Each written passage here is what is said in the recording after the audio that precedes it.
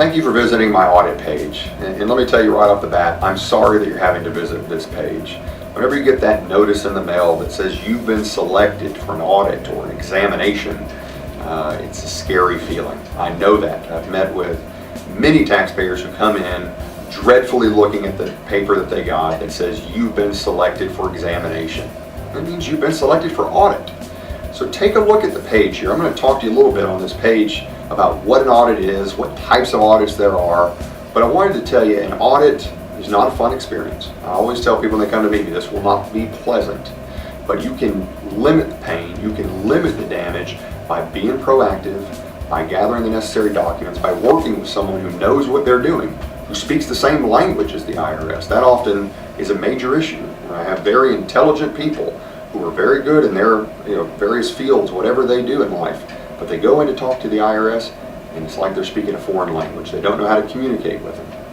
An audit in general is simply a process where the IRS is coming to check your homework. You filed your tax return, or someone's prepared it and filed it with the information that you've given them.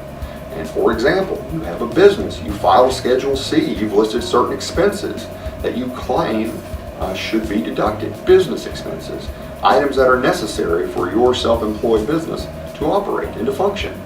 The IRS is going to come and they're going to check that. And how do they check it? They want to see proof. Their basic position from the beginning is we're going to disallow all of these expenses unless you can prove it. Give us receipts, give us documents, give us statements. Show us that these are actually legitimate and reasonable business expenses that you've incurred.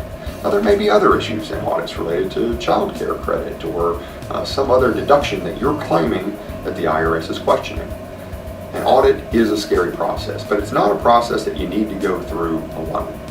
My advice to you would be to educate yourself, and if you're in a position to hire someone to assist you with this process, go ahead and do it. I hope this is a process that you only have to go through once in your life, but don't make the mistake of going through it once by yourself, getting hammered, and then realizing, well, if we ever get audited again, then we'll go ahead and get somebody who knows what they're doing. You oftentimes only have one shot to get the audit right and to get the result that hopefully you can live with. Audits are not fun, but they can be a lot better for you, and the end result can be a lot better if you're working with somebody that knows what they're doing. So take a look, educate yourself a little bit about the audit process, and then give me a call if you have any questions.